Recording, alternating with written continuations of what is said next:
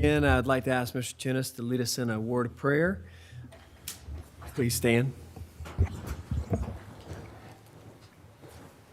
Heavenly Father, we ask that you are with us tonight as we deliberate the business of Dorchester County. We ask that you look out after all of our county employees, all of our citizens, and all of the men and women who are protecting this country both here and abroad.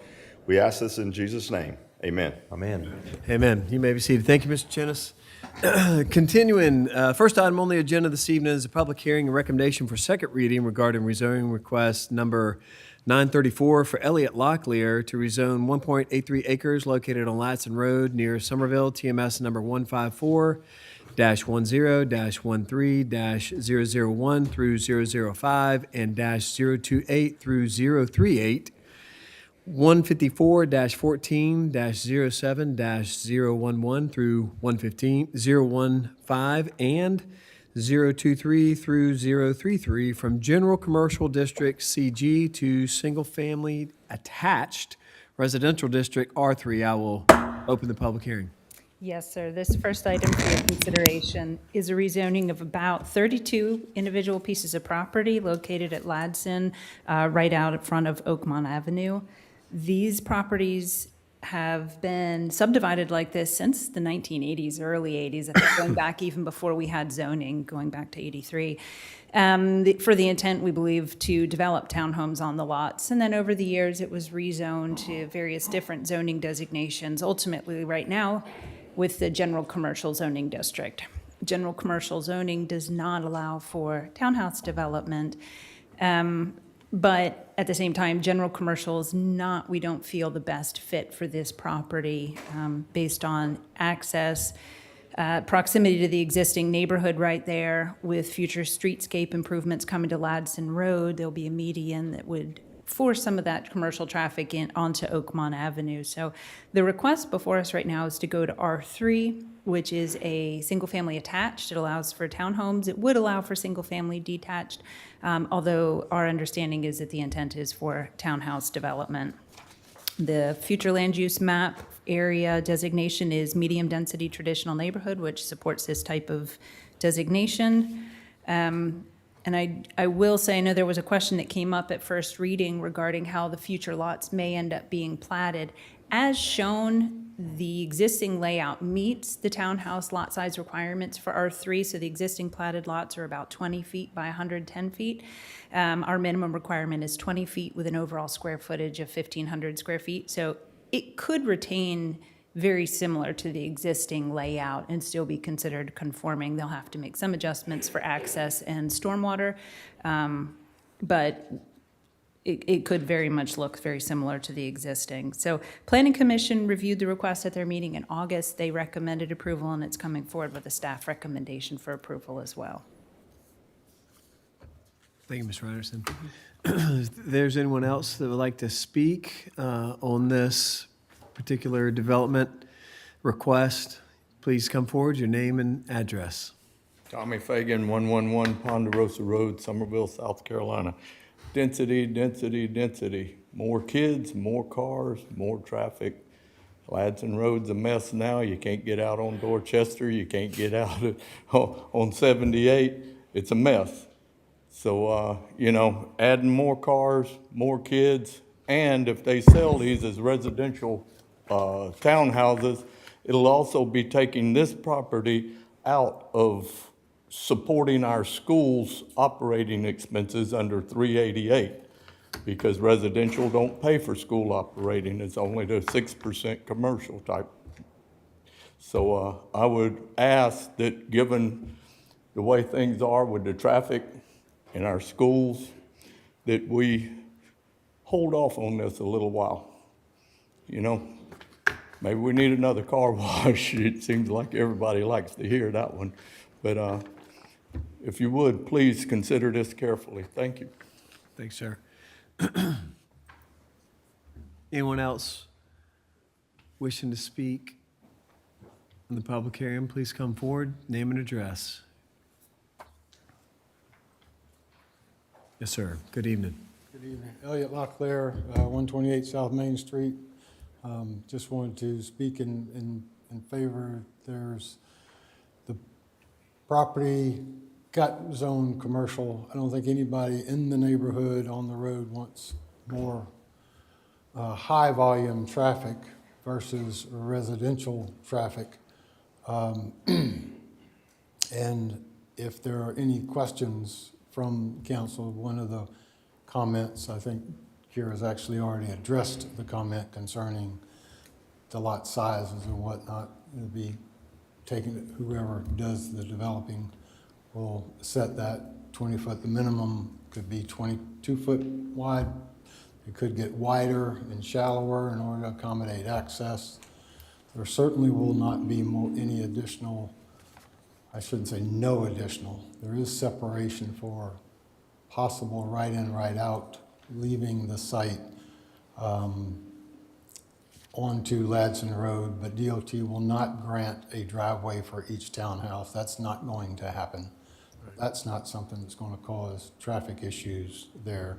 The entrance into a very interesting development in our county is the single family surrounding the multifamily. So the additional use there, it's a good blend. Don't get to see that very much, but it's a good way to do. And appreciate your time. If you have any questions, be happy to answer anything you have. I actually have one, just, and you, because you touched on it, so talking to DOT would allow a right in, right out curb cut, is that what you're saying? I think they- Access is the one thing that I still kind of wonder about. Yeah, there's nothing on the other side, okay? So there's nothing to have to align with. Right. Or whatnot, but, so the limited access, the full turn would likely be located at the existing full access. And anything additional, I think DOT would limit it to a right in, right out, because the separation distances in the new arms manual will only allow that. They're half if you have a right in, right out. And from our experience anyway, that's what we're expecting. Not that we're designing anything, this is just to get it in the right zoning for it to get Well, on the and market. just to add to that, based on the streetscaping in that area right there, right in, right out's about all they're going to be able to do, with the exception of Oakmont from. And if I'm not mistaken, they start streetscaping early November, right? Streetscaping will start, it's already been approved, I mean. Right. It could start before November, actually, on that. on That's in the Ladson center Road. line? Yeah, Okay, good. that's all I had. Okay, Yes, sir. all right, thank you. Thanks, sir. Anyone else? All right, seeing none, hearing none, I will close the public hearing. Do I have a recommendation? So moved. Second. I have a first and a second. Any further discussion? All in favor? Aye. Aye. The motion carries. It is unanimous. Next item on the agenda is a public hearing and recommendation for second reading regarding rezoning request number 935 by Eric Stem to rezone .82 acres located at 114 and 111 Cone Lane near Somerville, TMS number 135-16-00-27 and 135-16-00-006 from Office and Industrial District OI to Single Family Residential Manufactured Housing District R1M. I will open the public hearing. Yes, sir. This is a request for 2 lots on Cone Lane. The 2 lots kind of straddle both sides of Cone Lane, up closer towards the end that intersects with Central Avenue, just past the intersection of Central and Orangeburg. The properties have, again, this is similar to the last one, been through a number of zonings. Originally, when it was subdivided, it was zoned DE1, which then became R4. Currently, it is zoned office and institutional, which allows for the introduction of limited commercial types of uses, office buildings, but it still allows residential. However, in allowing residential, it only allows site-built homes. It does not allow manufactured homes.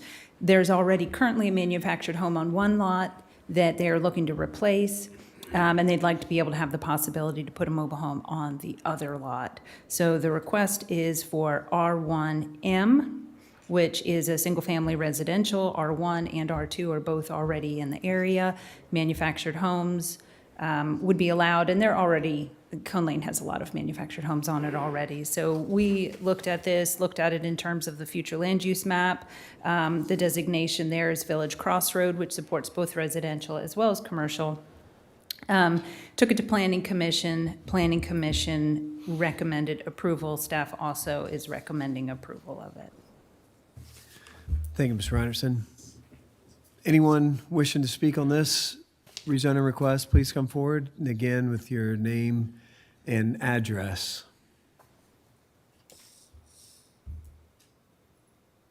Hearing and seeing none, I will close the public hearing.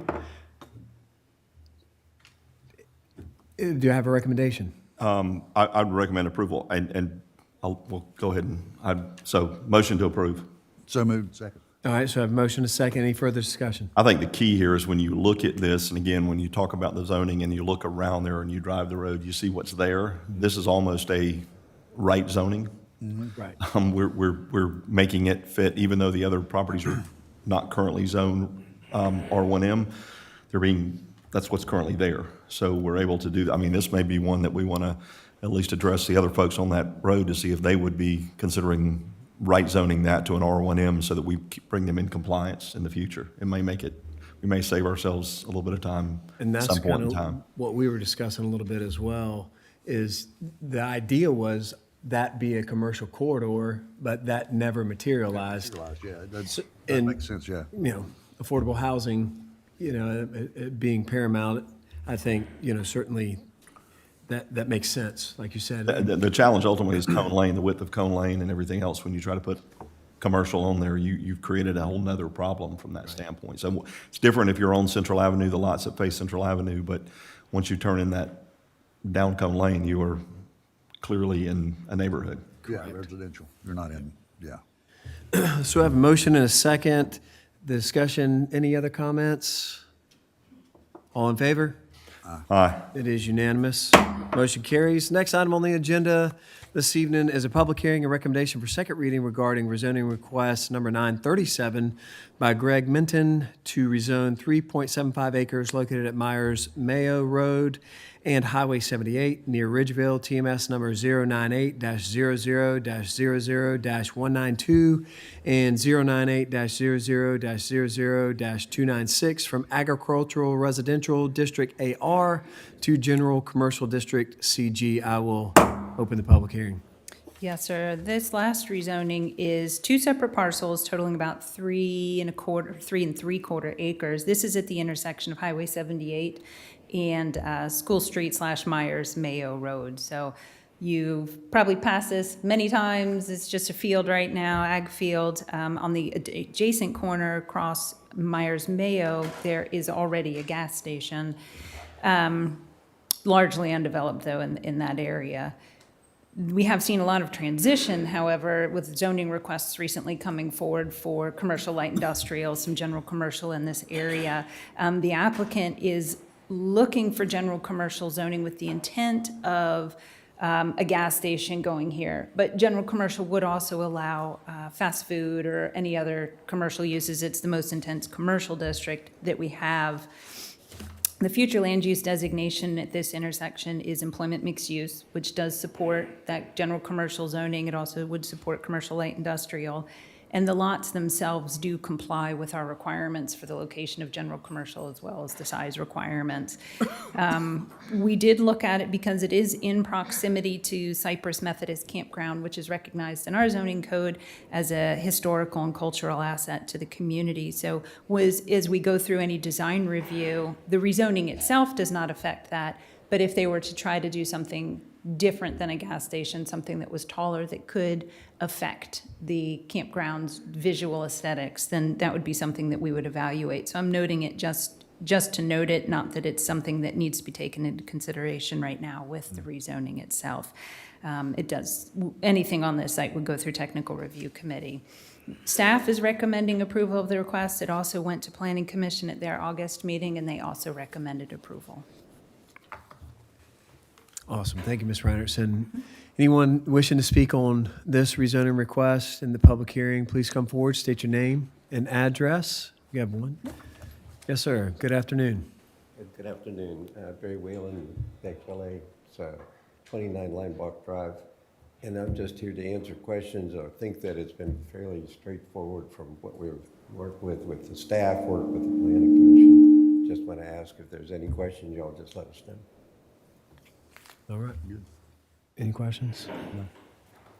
All right. Thank you, sir. Appreciate you. Anyone else wishing to speak? All right. Hearing none, seeing none, I will close the public hearing. Do I have a motion? So moved. Second. I have a motion, a second. Any further discussion? I think the one key point on this as well that we will make, and this is a DOT opportunity, not a county issue, but there is, if you have not driven down 78 through that intersection, the masts are up, the lights are hanging, so that traffic light is finally Yes. going to function there, which will be, I will say this, without the traffic light there, I would not have voted in support of this. So that DOT gets a little bit of credit there, finally. Where credit's due, we'll give it. Yeah, absolutely. Thank you. So all in favor? Aye. It is unanimous. Motion carries. Last item on the agenda is a public hearing and recommendation for second reading regarding an ordinance to amend the Dorchester County Zoning and Land Development Standards, ordinance number 04-13, as previously amended, with respect to Article 20, Section 20.1.1, General Lot Design Standards, for the purpose of excluding townhome development for the maximum lot width to depth ratio requirement. I will open the public hearing. Yes, sir. So this text amendment that's before you is a text amendment to the land development regulations. And I don't want the term exclude in townhouse to somehow cause any kind of issue or concern. When we're looking at the creation of lots for subdivision and we're looking at blocks, one of the things that we look at is the width to the depth. So development standards that we have in our land development regulations are generally geared towards a more subdivision or more urban type of development. So already large rural lots don't have to adhere to these standards, but what they're trying to do is create square rectangular lots that fit nicely into blocks. What we have encountered recently is that when we're looking at townhouse lots, that those lots are, by very nature of townhomes, longer than they are wide to the extent that it no longer complies with our regulations. So it's not complying with that width to depth ratio. So we've had several townhouse developments that have gone to Planning Commission, and Planning Commission is authorized to grant waivers to this land development standard. But when we see these waivers granted repeatedly, we know that there's an issue with the code. So we're bringing forward this text amendment to correct this issue within the code. This is an example of a recent townhouse development that went before Planning Commission. You can see the townhouse lots, very standard townhouse arrangement right here. You've got 4 lots. They're each, the interior lots meet that 20-foot width requirement. However, these lots are 86 feet deep, which already exceeds the width to depth ratio, can exceed 80. So we're proposing this, not trying to do anything outrageous or egregious with townhouses, but just this development style promoted within the land development. Just with our current townhouse development styles these days, it's just not working. So that's what we've proposed, is just to exempt townhouses from, or the interior townhouse lots, not even the exterior ones, just the interior ones, from that width to depth ratio. So I hope I have explained that clearly, but I'm happy to answer any questions you might have. So in a nutshell, just for the folks listening and online, aesthetically, to make it more appropriate to get the product on the land with the amendment, correct? Yeah, so essentially what you're doing is, if you look at this drawing that we've put on here, you've got what would normally be your normal lot.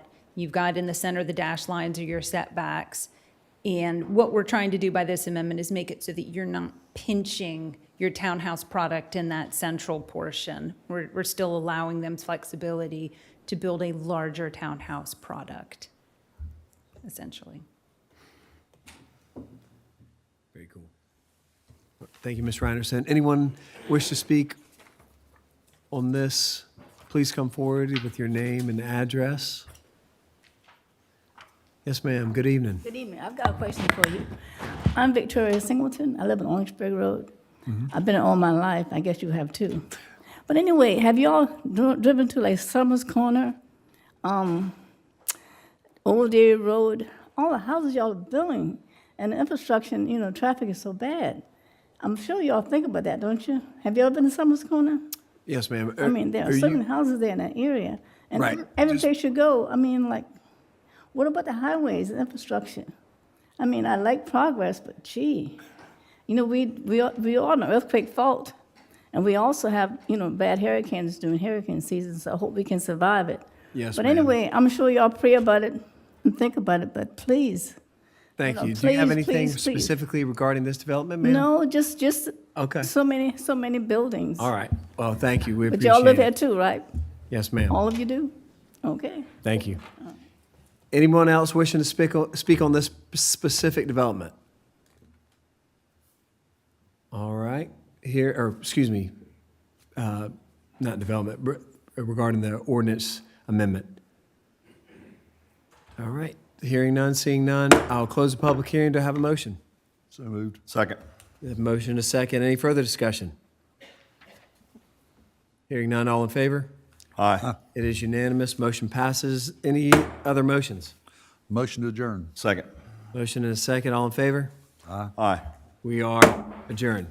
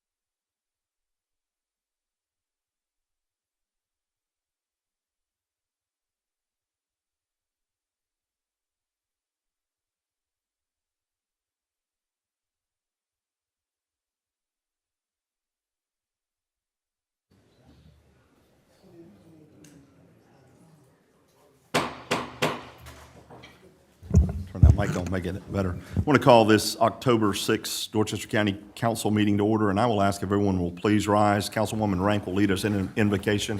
Afterwards, we'll remain standing for the Pledge of Allegiance. Dear Heavenly Father, we thank you for this day. We thank you that we're all able to get here safely, and we pray that when we leave, you will allow us safe travels to get to where we're going next.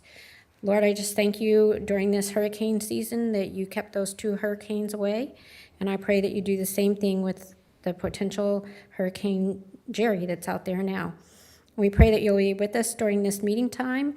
We ask that all we say and do will be pleasing to you, and that we'll go about doing everything to your honor and glory.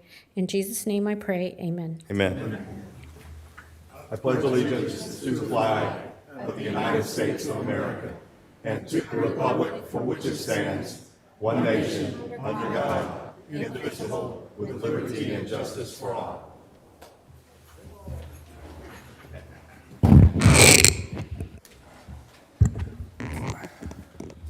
So I'm going to ask everyone to reach in their pocket, and if their phone is on, the ringer is on, turn the ringer off, because the deputies in the back are going to escort you out if the ringer goes off. So let's make sure those ringers are off.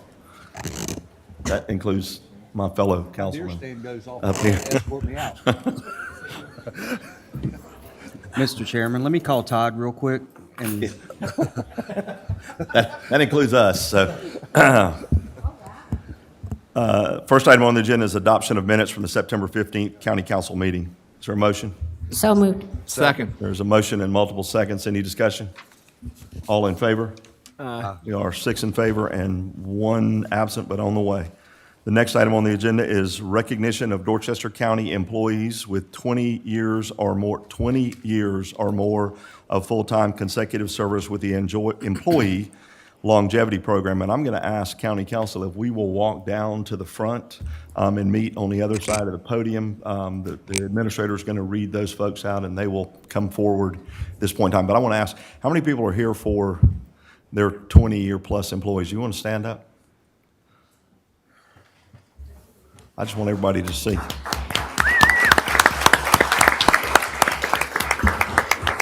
All right, so if we'll meet down at the front. Good evening. This evening, we'll be recognizing several employees, some that are present, some that are not. Not present with us here tonight, we want to recognize Derek Washington. Derek began his service with Dorchester County EMS in September of 2005. He's a dedicated paramedic crew chief. He has faithfully served the citizens of Dorchester County, demonstrating compassion and empathy while providing outstanding patient care. And we want to thank Mr. Washington for his hard work and dedication within the Emergency Medical Services Department. Derek Washington with 20 years of service with Dorchester County. The next employee that we will recognize is Kersinder Bowman Kane. She is a lieutenant that began her career with the Dorchester County Detention Center in July of 2005. During her time with the department, she has advanced her law enforcement career and currently serves at the level of lieutenant, providing leadership and guidance to staff and inmates. And we thank you, Ms. Bowman Kane, for your service and dedication to the detention center and the citizens of Dorchester County.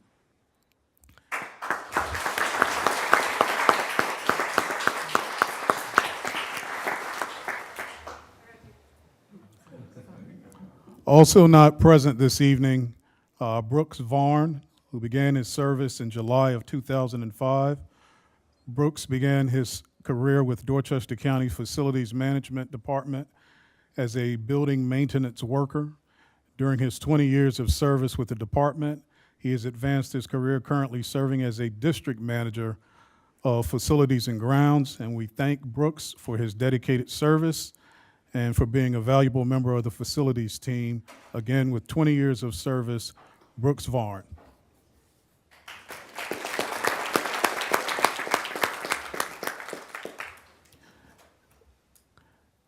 We will also recognize this evening Robert Bear, who I know as Bobby. And Bobby is being recognized for over 20 years of dedicated service to Dorchester County beginning in August of 2005 within the Fleet Services Department. His career progression from service truck operator to parts manager highlights his exceptional commitment and leadership.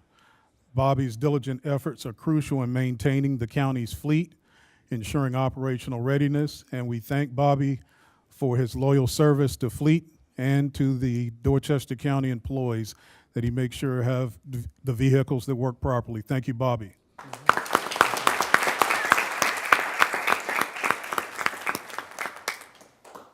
Seems like it was just a few years ago when we were recognizing Meredith Murray.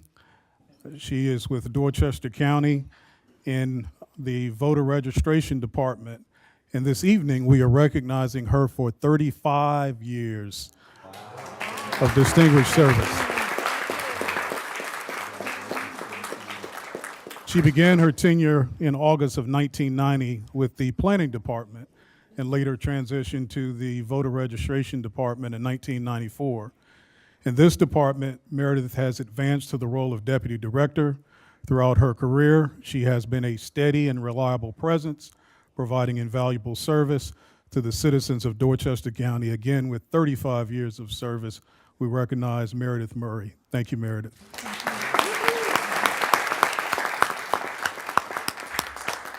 And apparently there's something in the water because we are also recognizing Juanita Williams with 35 years of service with Dorchester County. Ms. Williams has been a valued and dedicated member of the Dorchester County Planning and Zoning Department, starting as a clerk in September of 1990. She has progressed through various roles to her current position as a planning and zoning technician.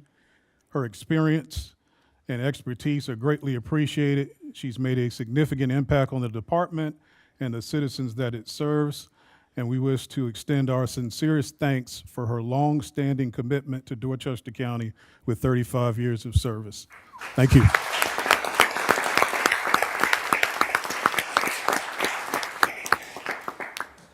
That is all of the employees, if they will all join for a single photo as well with County Council. We'll get y'all back up.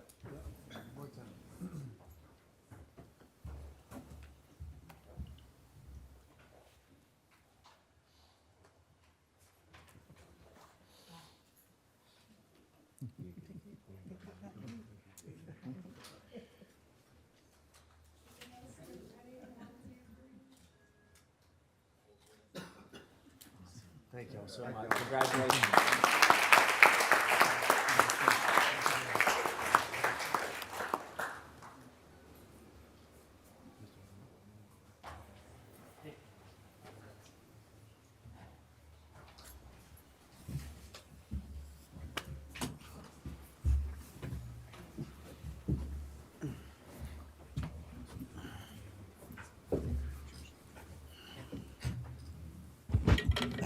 So if there is any family or friends of these long-tenured Dorchester County employees that want to try to get a picture, you want to come up front before. And if you would like to leave now, you can. You don't have to stay. You're welcome to, but if you'd like to exit, you are more than welcome to.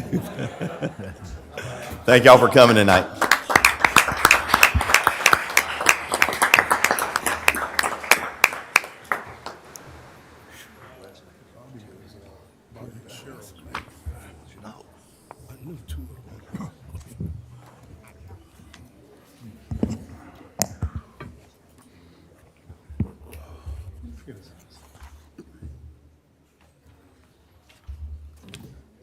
We'll see if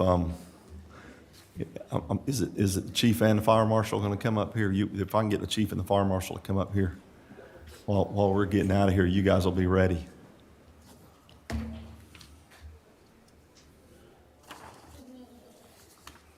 Because you're the ones that are going to talk, not me.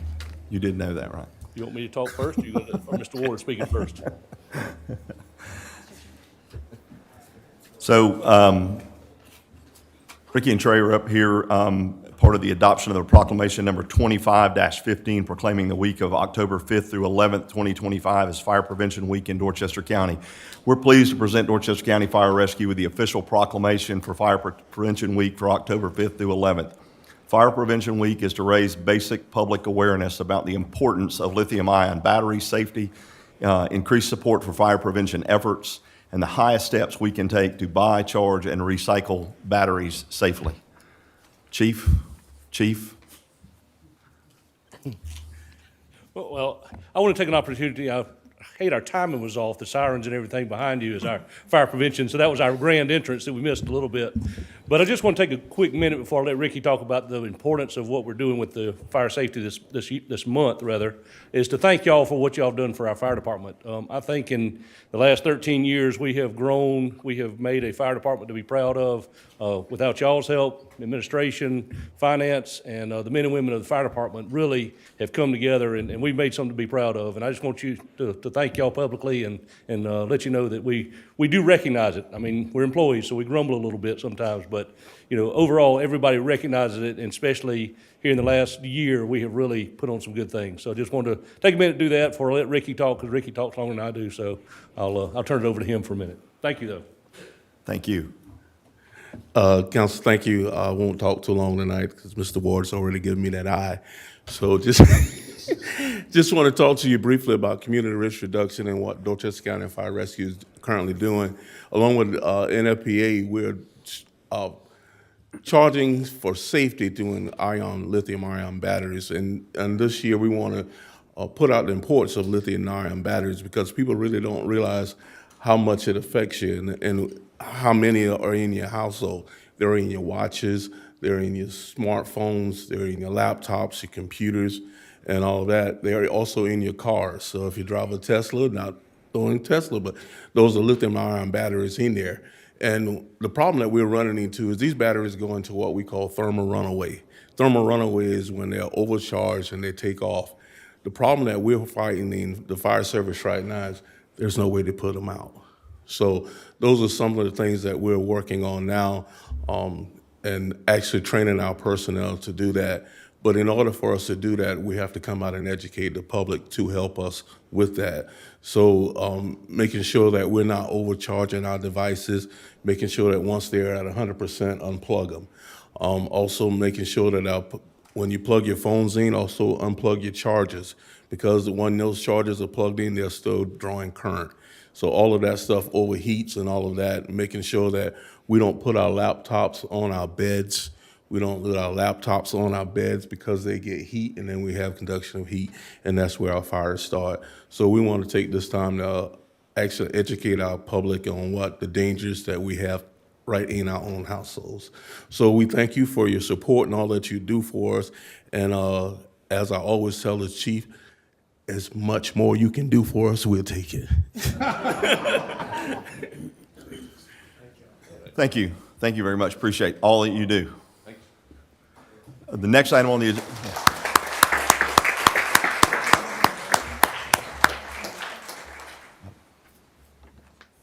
Is there a motion for adoption of that resolution?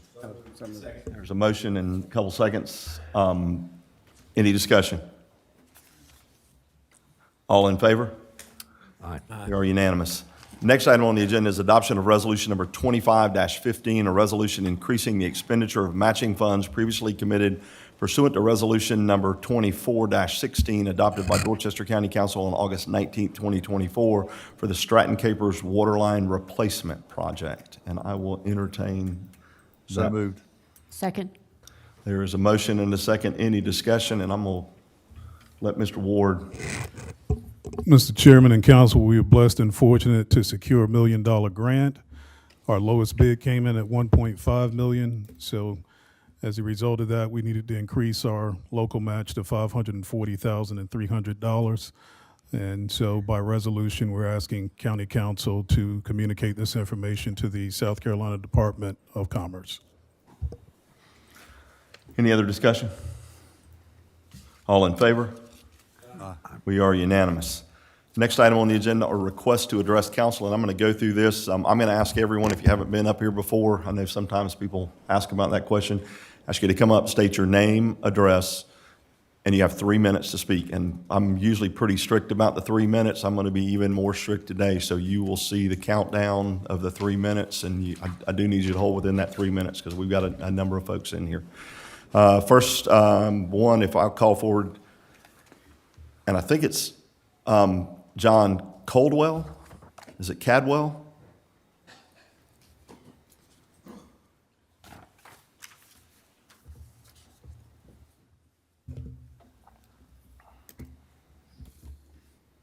John Cadwell, 119 Miley Drive. Thank you. This is in consideration of 120 Waring. There's a halfway house that's been in trouble. I have over 100 signatures. They've molested little girls. They've assaulted women. They've broken into houses. It's just not a good situation. So I don't know who would want the petition. You can come up. You can bring it here. I don't know if did you have other comments? No, you're fine. I just wanted, and I spoke with I sent an email in this particular project earlier in the week, and just a real quick explanation. State law doesn't govern, and that's an issue that I actually talked to some state legislators about today. State law doesn't govern the licensing or regulations of these type facilities. We have had other ones in other neighborhoods where we've ended up with a challenge for. Fair Housing Standards Act, the federal law ultimately protects them from being within the neighborhoods from that standpoint. Breaking the law, stuff like that is not protected. We have looked, and I've asked some additional questions to see what the county can do within the laws of the state of South Carolina to try to address some of this stuff. I'm going to encourage everybody in here, please come up and speak. Call the sheriff's office. Call Codes and Zoning. When you see those things, Codes and Zoning is not an HOA. They can't require them to do certain things, but certainly if there are things that are outside of the codes, we will do our best to address them. Unfortunately, when we address them, they ultimately also have to go to the courts. That is where our second challenge ultimately lies. But it's also a medical facility, and they don't have 24/7 supervision. They go down to HDs and they drink. But just... No, I trust me, and unfortunately, yours is not the only one that we've addressed with in that situation. So yeah. Well, I appreciate it, sir. Absolutely. Thank you, sir. Very much. Excuse me, Mr. Chairman, 1 second. Give me the address again of the 120 Waring. 120 Waring. What that's Somerville? It's in Greenhurst too. Okay. Off of Miles Jamison. Thank you. Thank you. And the next on this list is Taylor Smith. Again, if you'll please come forward and name and address, that's all I ask for.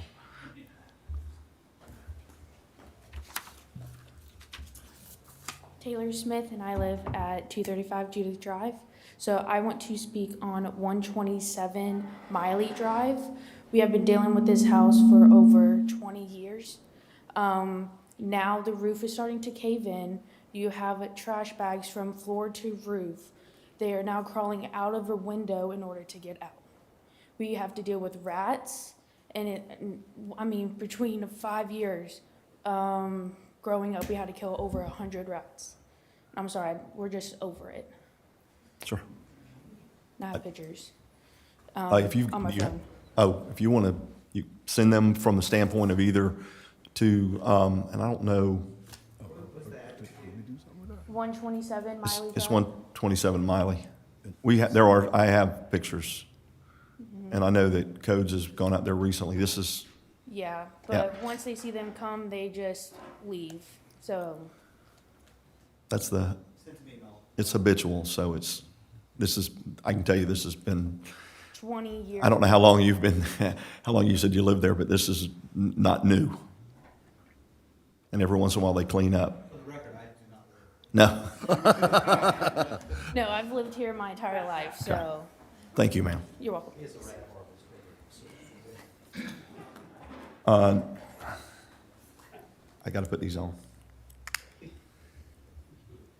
Next on the, in fact, I'm going to jump around a little bit, folks, and you may have signed this differently because I'm going to try to get, I think there was I'm going to jump just to try to get the same in the group here. Tammy Gamble.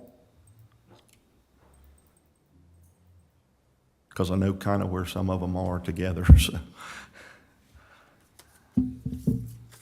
Tammy Gambro, 114 Miley. And it's the same with Mr. Codwell. It's the facility at 120 Waring. They go under a boarding home. They don't go under a medical, so they're not having to follow any licensing. My mother is 75 years old. A man forced himself into our home and sat down on the couch. The police officer said that he had a medical issue, so therefore they couldn't charge him. Not once, but twice he forced his way into my home. And luckily, the neighbors stopped him the second time around. This is something that the neighbors had things stolen off their porch. Like they said, the children, I have grandchildren. My mother stays at home. I now have to put a security camera all through my house so that she is protected when we're not home.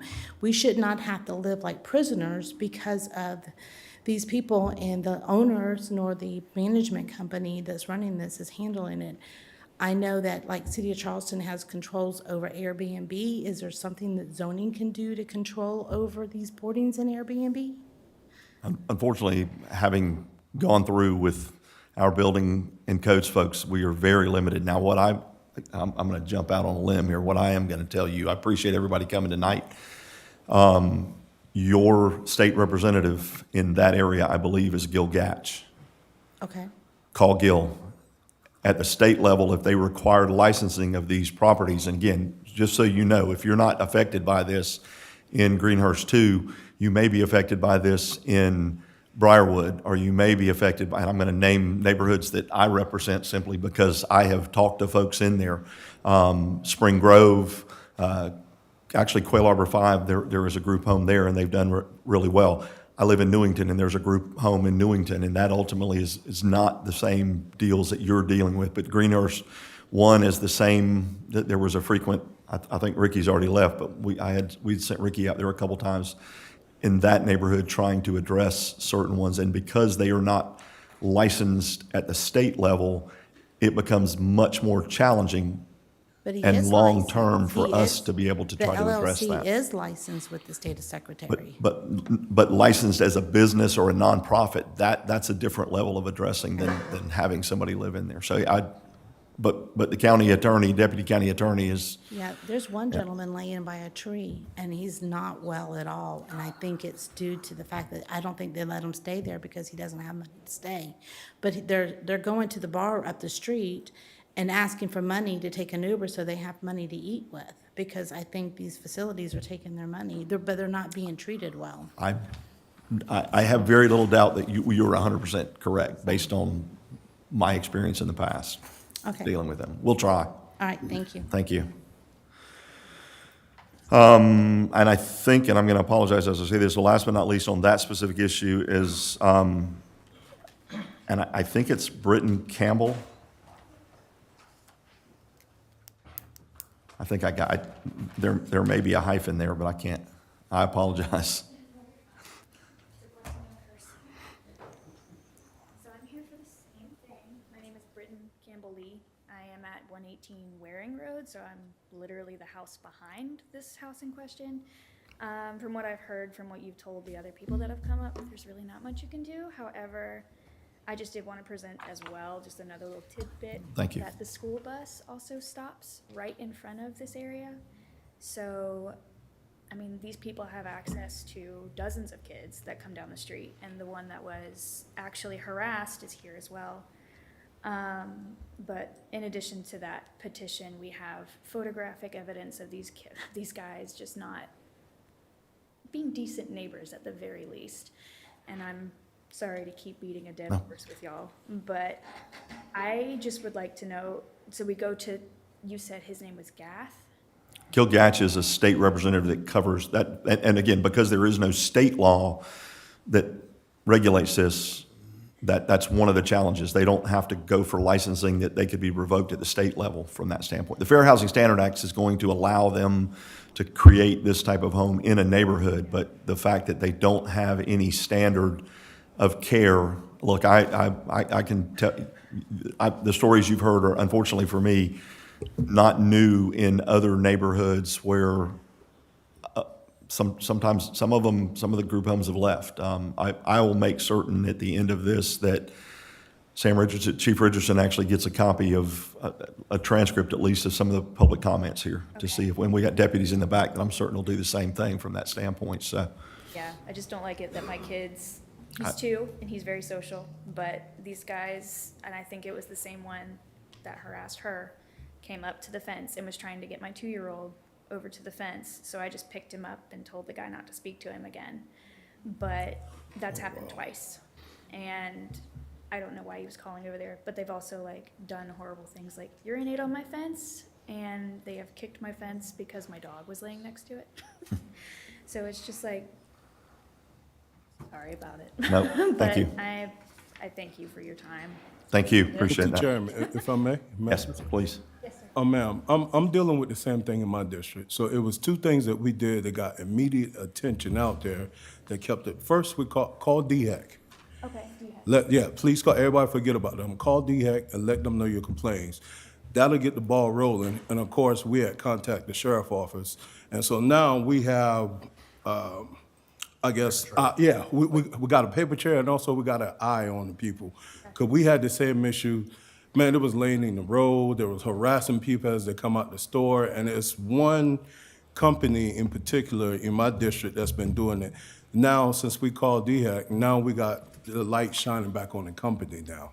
So I'm not sure how it will work in there, but if you contact DHEC and get them to come out, it'll get the ball rolling. What do I tell them? Just Just exactly what you told us, yeah. Yeah, to being a nuisance, to doing this, you're not unsafe, and then that'll spark a complaint to get the paper rolling. And I do apologize, you guys have to go through that. And nobody shouldn't have to go through that.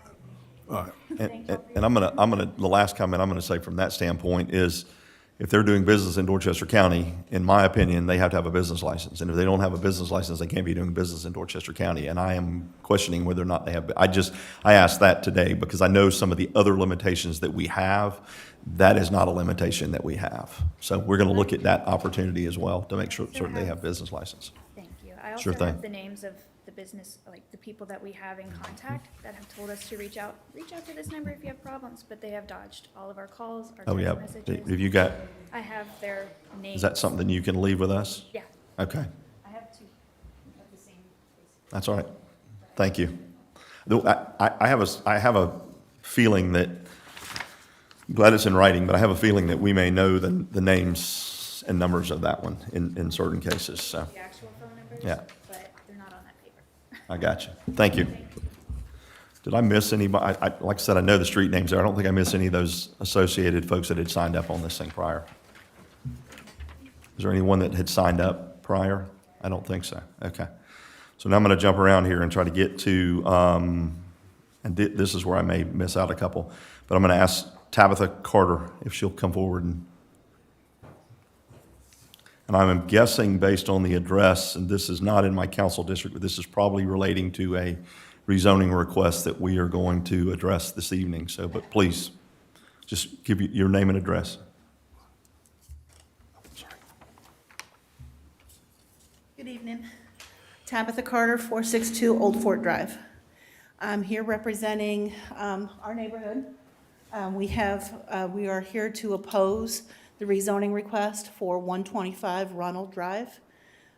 We feel that we are a neighborhood of multiple different buildings, stick-built homes, mobile homes. We don't want townhomes. There's too many townhomes around us. We want to keep the aesthetics in the neighborhood that we have purchased our properties in. We have residents there that have been there 6 months, and we have residents that have been there for over 50 years. We don't want the spot zoning. We feel that smaller lot sizes promotes trouble in our neighborhood because you can squeeze as many houses as you can on a 1.5 acre property as it's allowed. Right now, we are at the half-acre lot size, which we feel is good. The owner of the property has already cleared it without permission, has already started the lay-down site for multiple residents in there, has already cleared up. I've got pictures of what has been cleared off. It was a burnt-out trailer that they were removing, and then they decided to go ahead and take down all the trees, not put up any silt fences, not pull permits, disregard stop work permits, disregard taking out the signage for the rezoning request. And even on the way up here tonight, it looks like the barrier, the buffer that was between Wallace Ackerman Drive and the property itself has been mowed down and pushed down into the ditch, which is going to cause even more flooding issues. So we as a neighborhood, we do not want the rezoning request. We attended the Planning and Zoning Commission where it was denied at the time, but we're here to stand up as a group to say we don't want it. Thank you very much. Thank you.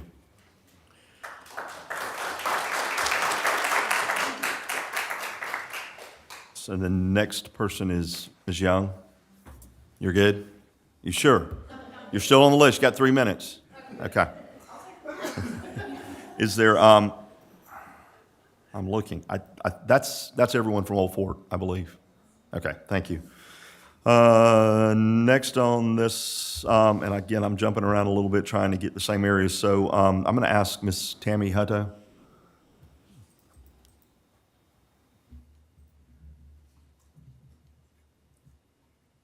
Hi, my name is Tammy Hutto. I live at 119 Sago Palm Court.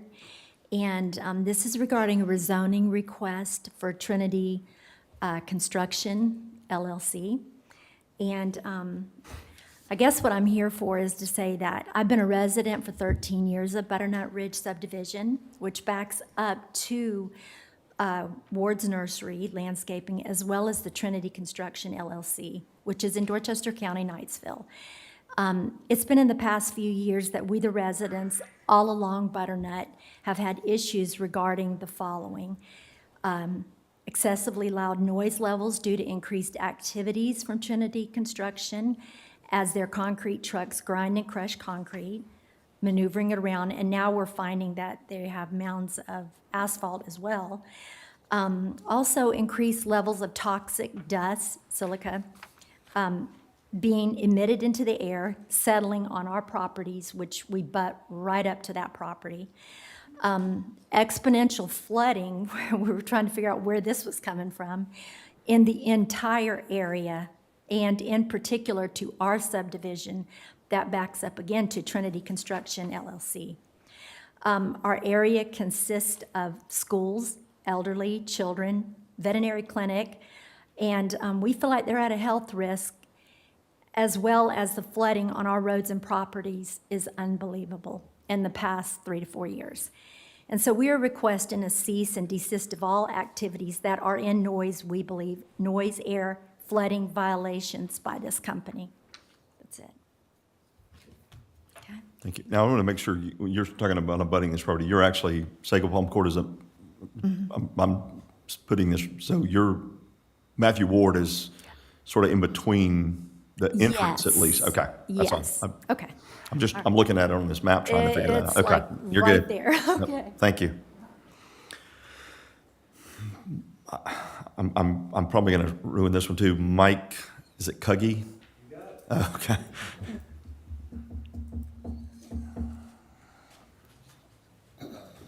Mike Huggy, 121 Sago Palm in Butternut Ridge subdivision, same as Ms. Hutto just spoke of. Just the same or comments on opposition on the grounds that the intended request from rezone from CG to CLI, Commercial Light Industrial, is to resume the concrete crushing that has formerly gone on. And as Ms. Hutto has stated, we endured the effects of that, of dust settling, noise, et cetera, on our properties and the well-being for us. Particularly of concern for us is the silica dust that comes about with concrete crushing is a known hazard, and there's OSHA publications on that. We don't believe it's in harmony with the existing zone properties around the Trinity Construction lot, which is residential, Matthew Ward's landscaping company, schools, and the CG area. Pinewood Prep is right across the street. So again, our opposition is to the impacts we've endured under CG, which are really not permitted. It's already operating under a CLI, so that's, again, just to state our opposition and why we'd hope that the council agrees to deny the request. Thank you. Thank you. All right. I'm going to go, Mr. Locklear, did you want to, okay. Now I'm going to get kind of, I hope I'm not jumping around here, but is it Rob Beebe? You good? Okay.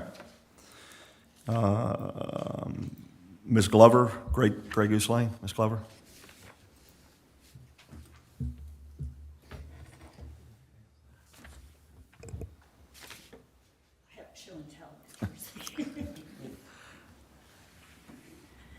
My name is Wanda Glover. I live at 4902 Grey Goose Lane. I spoke before the council in September on the same topic. My neighbor Pam Swanson bought her land in 1989, laid gravel to create a drivable road and named it Grey Goose Lane. The county has classified it as a private dirt road ever since. Before the rest of us began building in 2016, the previous owner signed a private road maintenance agreement so that we could legally use Grey Goose Lane. Now we have the Wells who live at 88 Parlor who are building an accessory dwelling unit, and they want to access our road. They submitted plans to access the road from Parlor, which is a paved road. But they want to drive down our dirt road, destroy wetlands to access this accessory dwelling unit, which is currently under construction. When the county approved their building permit, it was based on a drawing showing that they would enter via their paved public road, Parlor Drive. There's no need to destroy wetlands which filter water and absorb floodwaters better than concrete ever will. When I built my house, I purposely left the natural crevices and ditches for rainwater to flow away from my house. We're a separate subdivision from them. The homes on Parlor are Tranquil Hill Plantation, and we are Plantation Hills. Dorchester County Ordinance 1709, Section 38-2 says the county council is the final authority to approve or disapprove connectivity of new streets or roadways to existing streets or roadways. We request that you please not approve access to our private road. We're very concerned about the potential flooding which destroys the fragile wetlands could cause. The Wells have already cut down many trees without approval from the county. Their home-based business is already a traffic nuisance on Parlor Drive, which is paved. We don't want the same traffic on Grey Goose. Please help us to preserve our private road. Thank you. Thank you.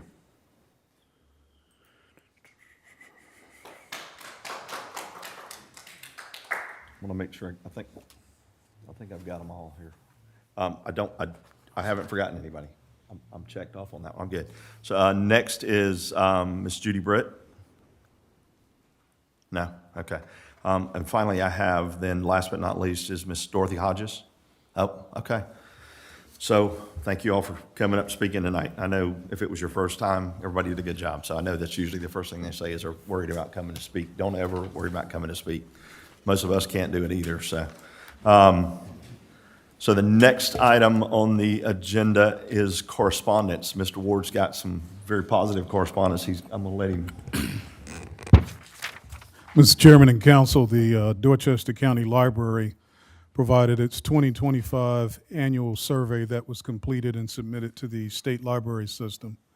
Highlights from that survey include the following: 411,626 library visits, which was an increase of 18%, 64,494 registered library card holders, which is an increase of 26%, 213,362 website visits, which was a 23% increase, 200,845 physical items held in the collection, which was an increase of 14.2%, 933,870 total circulation of physical and electronic items, an increase of 26%, 1,813 total programs held, an increase of 63%, and 43,121 total program attendance, which was an increase of 27%. So glad to report that the libraries are being well utilized and seeing increases in utilization. Thank you, sir. And since you've got the mic in front of you, next item on the agenda is County Administrator's time. Mr. Chairman and council, I have several items for your consideration. First item is the first reading and referral to the Planning, Development, and Building Committee for a public hearing and recommendation regarding an ordinance to amend Dorchester County Zoning and Land Development Standards Ordinance Number 0413, as previously amended with respect to Article 23, Section 23.2 application, and Article 24, Section 24.4 dedication, with the purpose of this amendment being to update language in these sections to align with previous amendments related to the timeline of road development. Very specifically, this is dealing with the timing of the installation of the final lift of asphalt. I will ask for first reading and referral. There is a motion and a second. Any discussion? County to change the way we're doing the highways or the roads in these developments. This is a real positive move for us. Any more discussion? All in favor? We are unanimous. Mr. Ward? No. I'm sorry, did I get out of?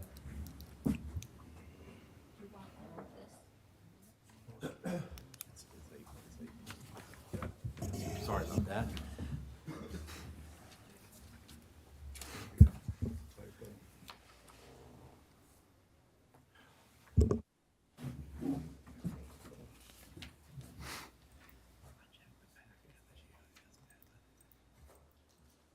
Oh, God, man.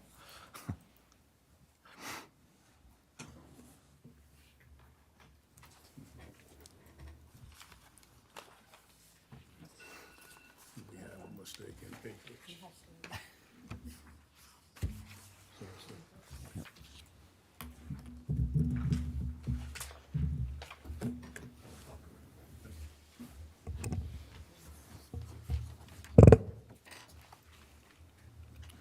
I apologize. We may have a mistake that needs to be corrected later on the agenda that we'll bring to everyone's attention. All right, my second item is first reading and referral to the Planning, Development, and Building Committee for a public hearing and recommendation regarding an ordinance to amend the Dorchester County Zoning and Land Development Standards Ordinance Number 0413 as previously amended with respect to Article 5, Section 5.6, nonconformities. Purpose of this amendment is to address legal nonconforming densities in layman's terms, where there was evidence previously of dwellings that legally existed prior to the adoption of the ordinance. We seek to address these in order to allow those lots to recapture the density without requiring a variance. I will ask for first reading referral to the Planning, Development, and Building Committee. So moved. There is a motion and a second. Any discussion? All in favor? Aye. We are unanimous.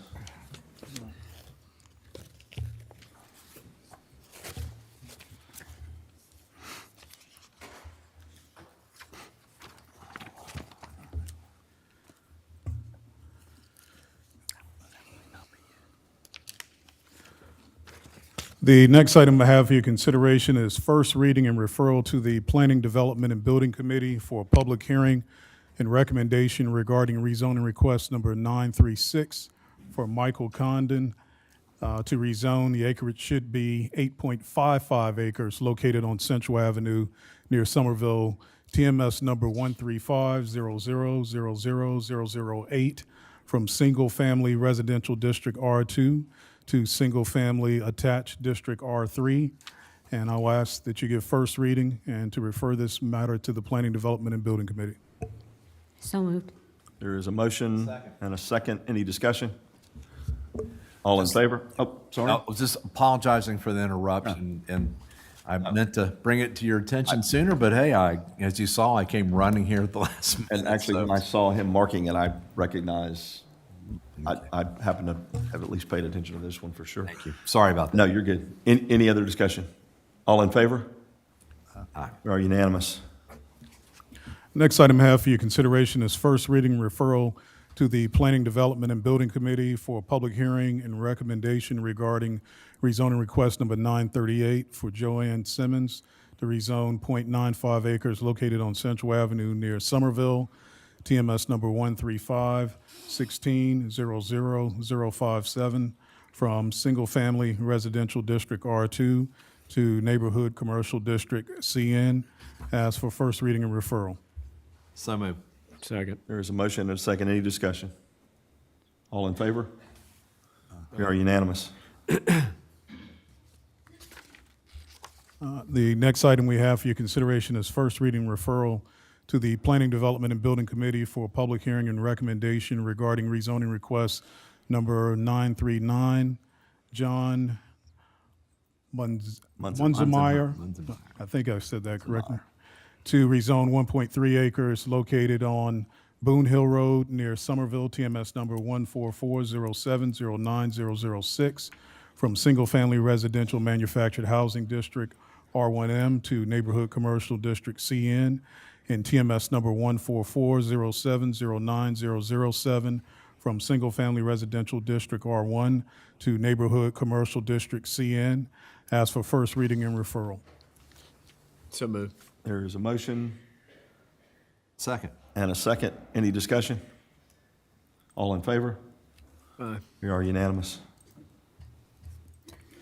Next item I have for your consideration is first reading and referral to the Planning, Development, and Building Committee for public hearing and recommendation regarding rezoning request number 940 for Daniel Rogers to rezone 2.42 acres located on Butternut Road near Somerville, TMS number 136-0000293, from General Commercial District CG to Commercial Light Industrial District CLI.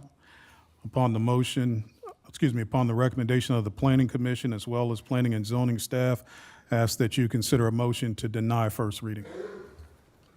Make a motion to deny. Second. There is a motion and a second. Any discussion? All in favor? We are unanimous. Motion is denied. Next item I have for your consideration is first reading and referral to the Planning, Development, and Building Committee for public hearing and recommendation regarding rezoning request number 941 by Daniel Rogers to rezone 1.35 acres located at Ronald Drive near Ladson, TMS number 154-1501002, 154-1501003, 154-1501004, from single-family residential manufactured housing district R1MA to single-family residential district R2. Upon the recommendation of the Planning Commission and Planning and Zoning staff, I will ask you to consider a motion to deny first reading. So moved. Second. So there is a motion to deny. Motion to deny, yes, sir. Motion to deny and a second. Any discussion? All in favor? We are unanimous. Motion is denied.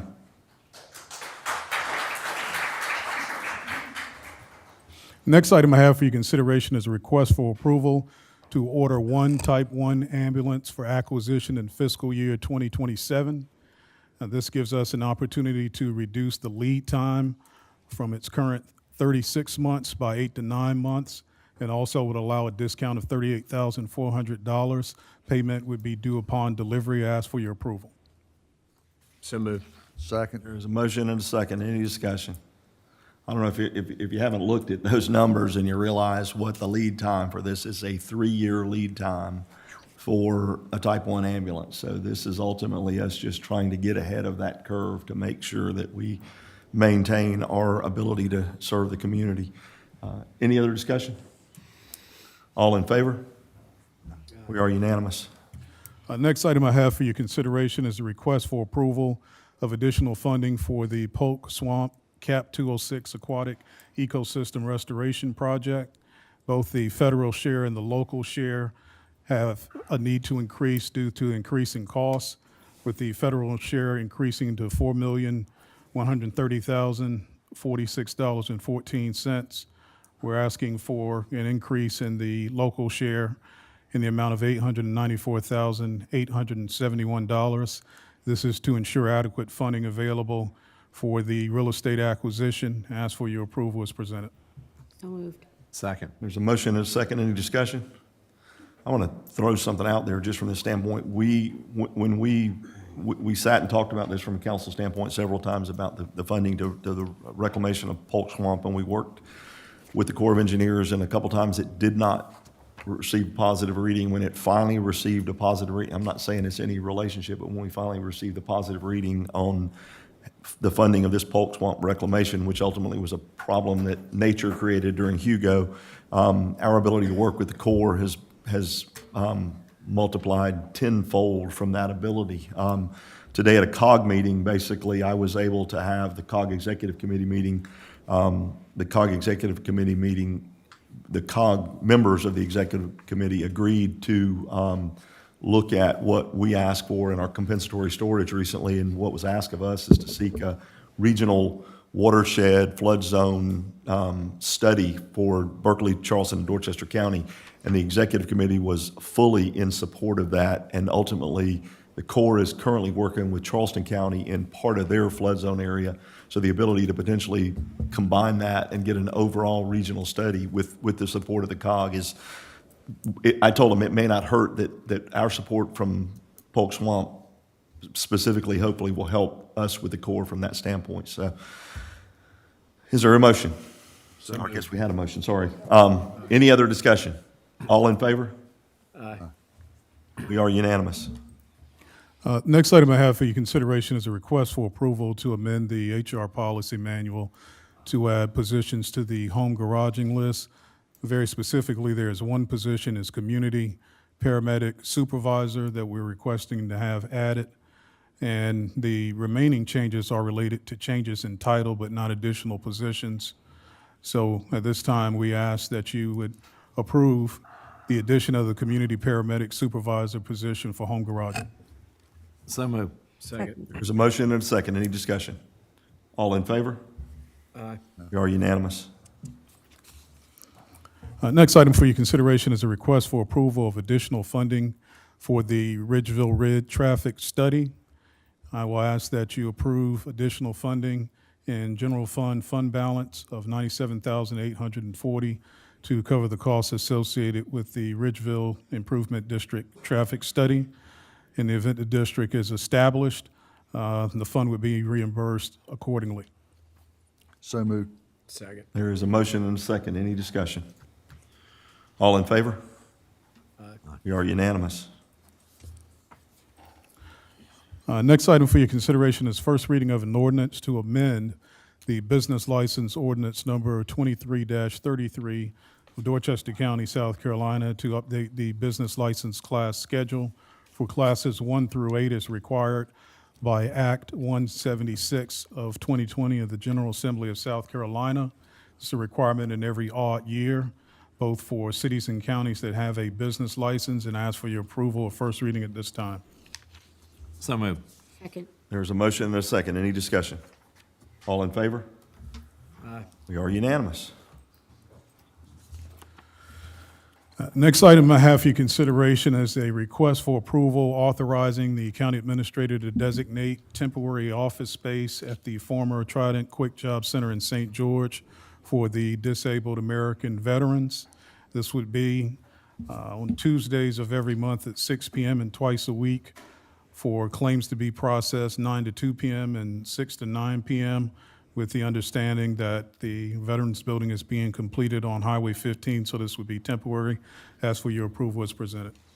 So move. Second. Motion and several seconds. All in favor? Any discussion?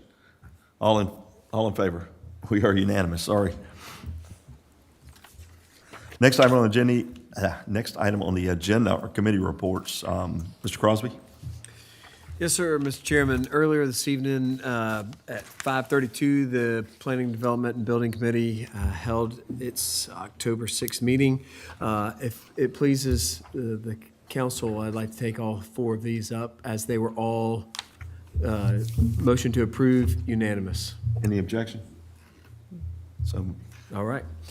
So the first was a public hearing and recommendation for second reading regarding rezoning request number 934 for Elliott Locklear to rezone 1.83 acres located on Latson Road near Somerville, TMS number 154-10-13-001 through 005 and 028 through 038, as well as 154-1407 25-011 through 015 and 023 through 033 from General Commercial District CG to Single Family Attached Residential District R3. Again, that was unanimous 3-0. The next item was a public hearing, a recommendation for second reading regarding rezoning request number 935 by Eric Stem to rezone .82 acres located at 114 and 111 Cone Lane near Somerville, TMS number 135-16-00-27 and 135-16-00-006 from Office and Institutional District OI to Single Family Residential Manufacturing Housing District R1M. Again, that was unanimous 3-0. Public hearing and recommendation for second reading regarding rezoning request number 937 by Greg Minton to rezone 3.75 acres at Myers Mayo Road and Highway 78 near Ridgeville, TMS number 098-00-00-192 and 098-00-00-296 from Agricultural Residential District AR to General Commercial District CG. Again, that was voted, motion passed unanimous 3-0. And lastly, the fourth item on the agenda was public hearing and recommendation for second reading regarding an ordinance to amend the Dorchester County Zoning and Land Standard Development Standards Ordinance Number 04-13 as previously amended with respect to Article 20, Section 20.1.1, General Lot Design Standards for the purpose of excluding town home development from the maximum lot width to depth ratio requirement. And again, that motion passed 3-0. You've heard the recommendation of the committee. All in favor? We are unanimous. Next item on the agenda, my favorite point here is appointments to boards and commissions. Do we have any appointments to boards and commissions? Yes. I would like to appoint Richard Rose to the Planning Commission. You've heard. Second. There is a motion and a second. Any discussion? All in favor? We are unanimous. Any other appointments? There's only a couple left. Still got a couple chances here. All right. Next item on the agenda is the county attorney's time. Thank you, Mr. Chairman.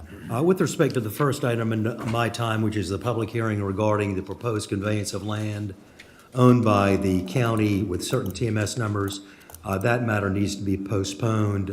Two of the TMS numbers were incorrectly advertised. That will be probably taken up at the first meeting in November. Second item I would request is adoption of resolution number 25-16, which is a resolution authorizing the execution of a lease purchase agreement in an amount not exceeding $1.9 million relating to the acquisition of certain equipment, approving the execution of necessary documents and closing papers and other matters relating thereto. This deals with the lease purchase of 2 engine pumpers using the lease purchase option. So moved. Second. There's a motion and a second. Any discussion? All in favor? Aye. Oops, sorry. We are unanimous.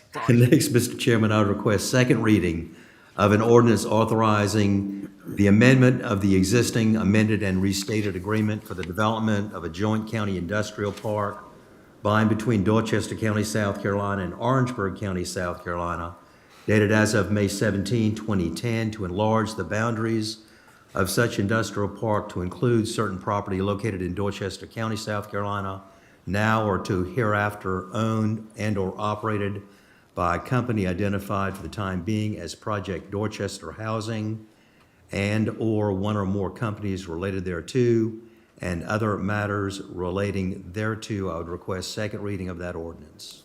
So moved. Second. There is a motion and a second. Any discussion? All in favor? We are unanimous. Next, Mr. Chairman, with respect to the same project, I'd request second reading of an ordinance authorizing the expansion of the boundaries of the joint county industrial park jointly developed with Orangeburg County to include certain property located in Dorchester County, the execution and delivery of a public infrastructure credit agreement to provide for public infrastructure credits to a company identified for the time being as Project Dorchester Housing and other matters related thereto. I'd request second reading of that ordinance. So moved. Second. There is a motion and a second. Any discussion? All in favor?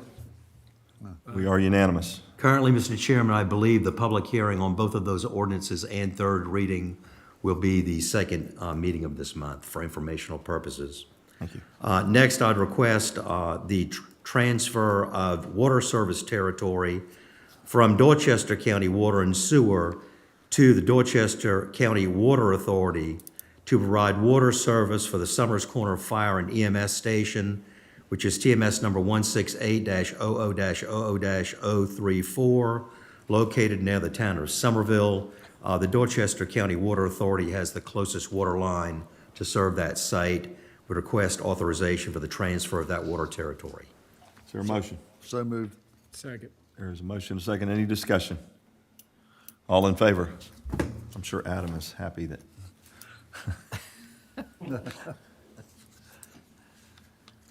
Mr. Frampton. I'm sorry, I didn't see the vote. I had my head down. Apologize. Next item I'd request consideration is the approval to transfer TMS number 152-00-0-074, located in the Dorchester County Water and Sewer Service area, to the Commissioners of Public Works for the town of Somerville, and to provide a 25-foot easement across county-owned property bearing TMS number 144-00-00-161. That would allow sewer service to that first parcel. The Somerville CPW has the closest sewer line to that project. So moved. Second. There's a motion and a second. Any discussion? I'll add the one piece of discussion on that. While it's initially only serving the one property there, we do have an agreement with CPW that the other properties that are adjacent to that will be served by CPW if in fact those property owners ask for that service. That's all they have to do is ask, and they will be served based on. All in favor? We are unanimous. Lastly, Mr. Chairman, I would request authorization to execute a change order for the Inter-County Waterline Project Phase 1 to extend the water line approximately 9,000 linear feet, a portion of Phase 2 using remaining SCIIP grant funding. We'd request authorization for that change order. So moved. Second. There is a motion and a second. Any discussion? All in favor? Oh, sorry. Only an I was explanation, hoping yes, sir. that somebody was gonna do Only that. an explanation, sir. So originally, County Council had approved a matching grant funding of approximately, basically $2.8 million, and you had $8.66 million in a grant that had been awarded for Phase 1. Due to savings on that, with the project coming in, the construction at $7.6 million, and savings both on local match as well as the grant savings, we're able to complete an additional 9,000 linear feet of 16-inch water line towards the ultimate completion of over 30,000 feet in Phase 2. So this is allowing us to do more without expending any additional funds due to savings on the first phase. Thank you. Any other discussion? All in favor? We are unanimous. Do we have any other motions? Motion to adjourn. There is a motion and a second. This does not require any discussion. All in favor? We are adjourned. Thank y'all for coming tonight.